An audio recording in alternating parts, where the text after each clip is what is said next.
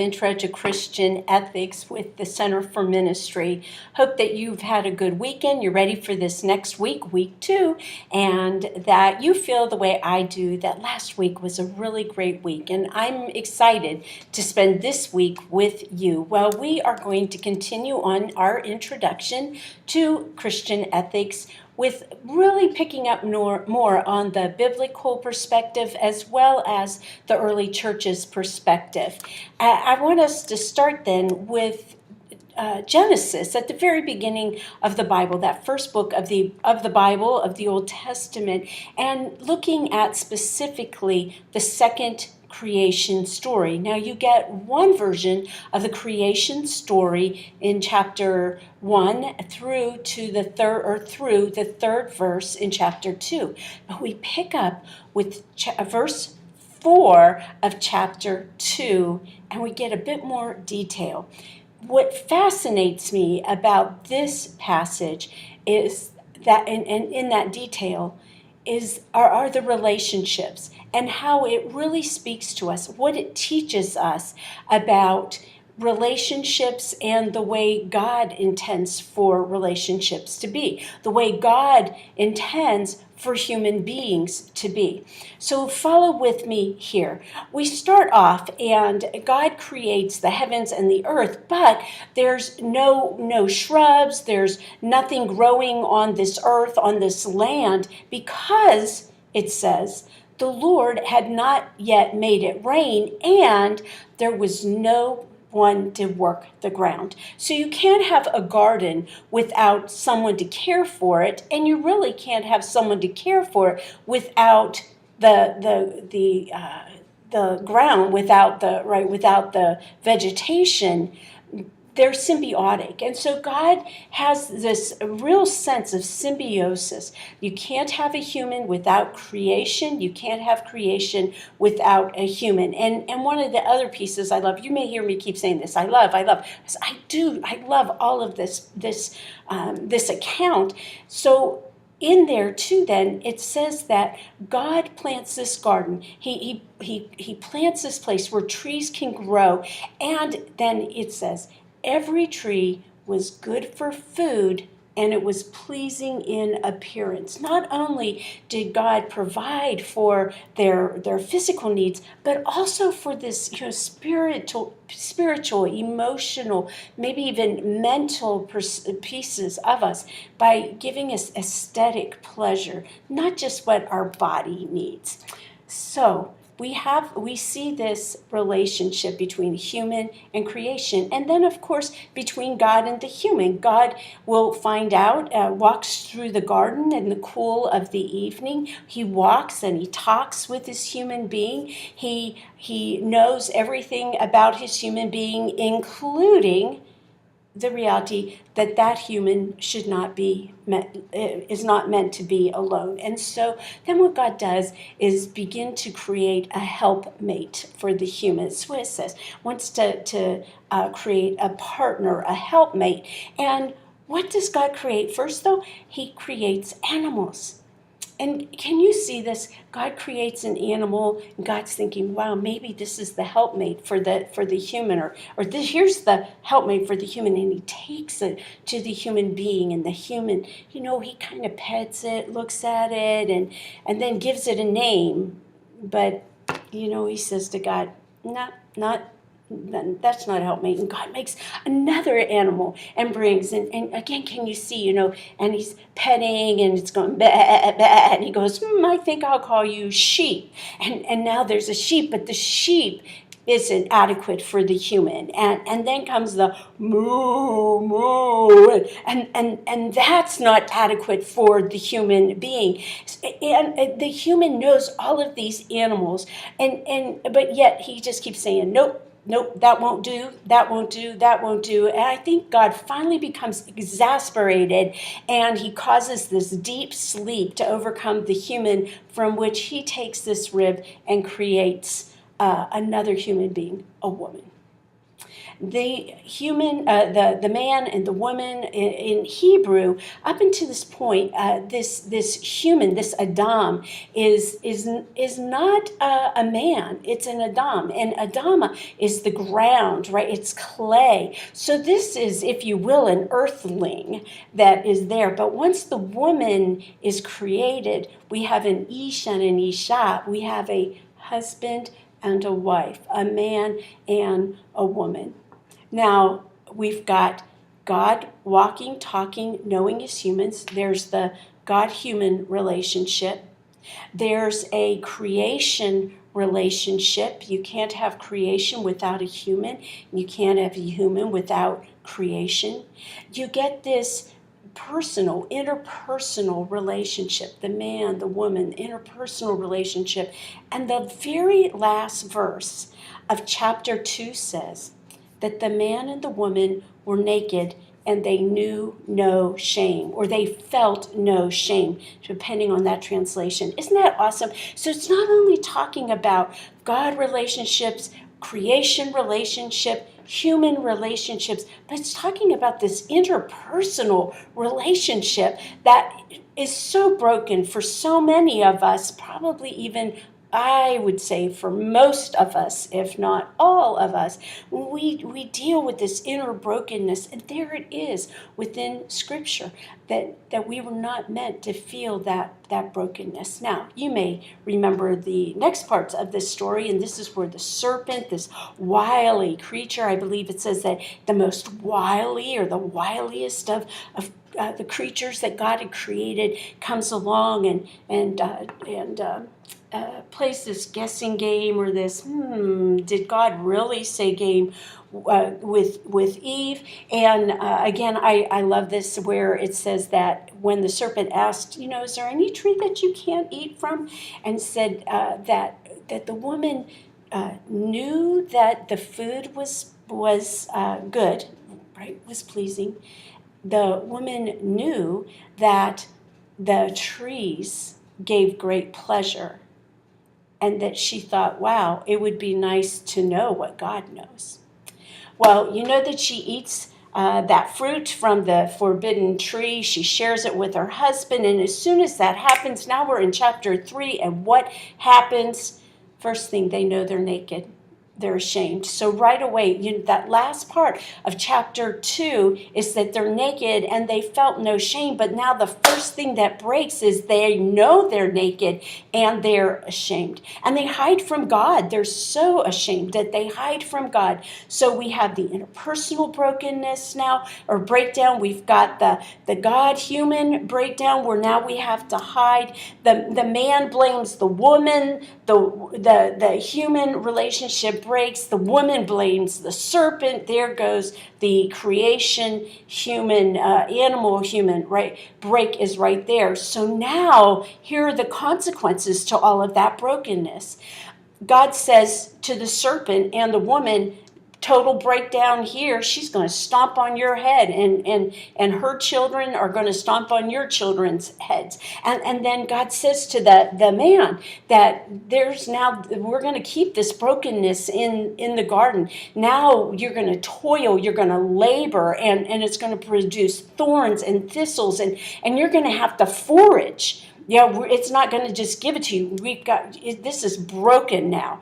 There's the human break. God says to the woman, you're going to have horrible pains when you bear children, right? Those labor pains. And if you'll notice too, it says there that when it talks about the man in the garden and the brokenness there, it's that you are going to have great labor. You will have pain in your labor to try to get food out of the ground. So that's his pain. And if you've done any digging in a garden or anything like that, you may know what kind of pain that can create. But it'll be even worse because all he's going to get are thorns and thistles, and he's going to have to look for food. He's going to have to forage. And now here's this woman, right? Great pains when having children. But there's this other part of it, just in case you think think that you're going to get out of having children, that you're going to not have a relationship, a sexual relationship with your husband.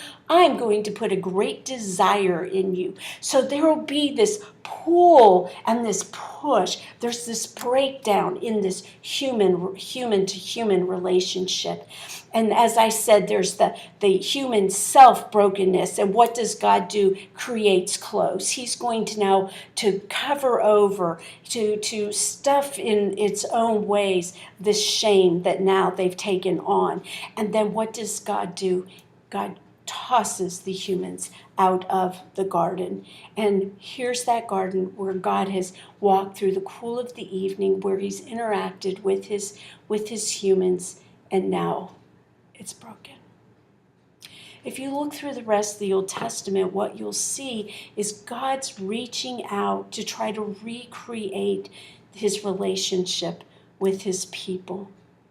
He tries with judges. He tries with judges, the laws.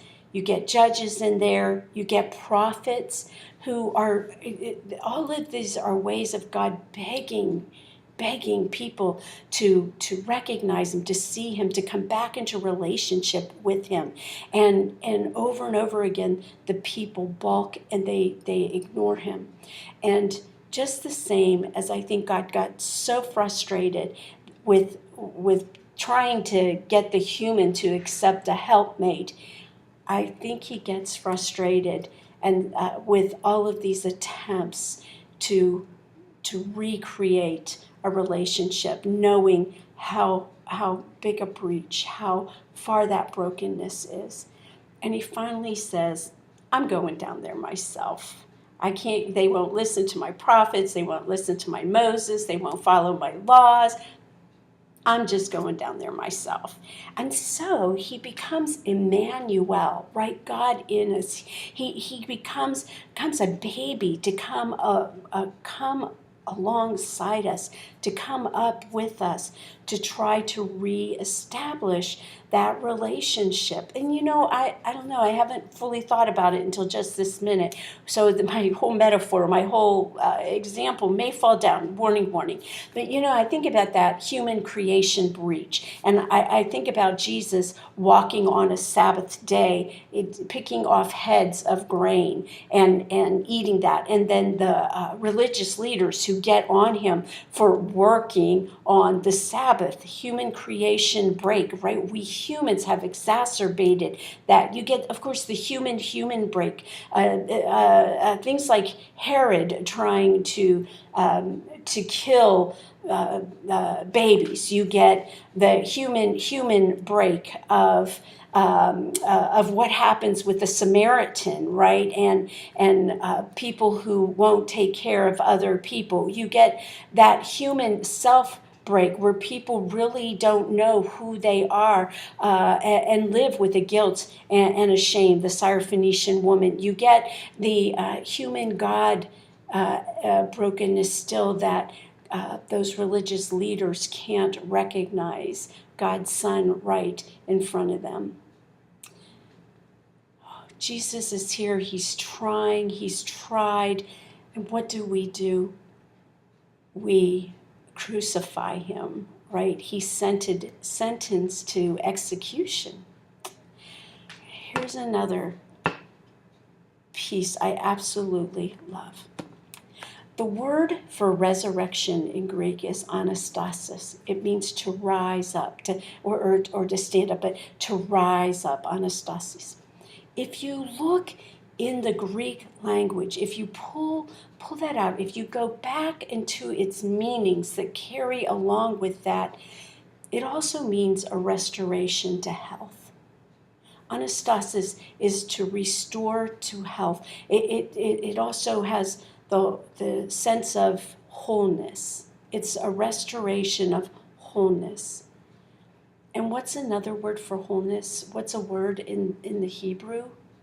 Shalom, which is this perfect place, this way, this state of being what God created. So we could say that in chapter 2 of Genesis, we get to see that created order, that shalom, that wholeness, that peaceness, if you will. And then in the resurrection, everything, God puts everything into place.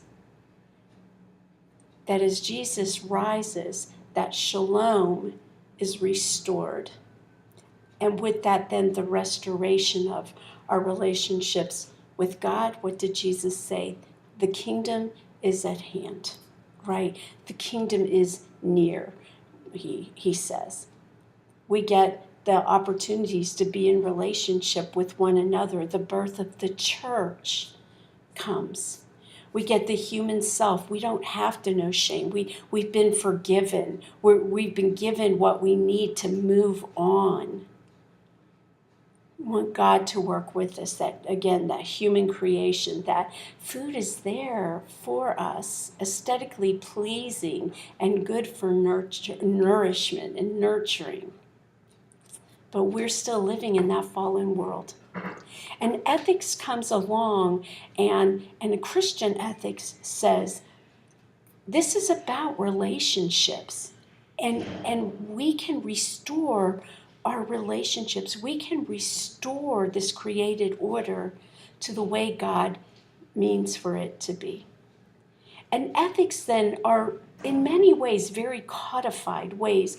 These are ways that cultures and societies, our culture, our society, tries to set into place those rules, those conditions. I think I like the word conditions better. Those conditions that allow us to have these right relationships.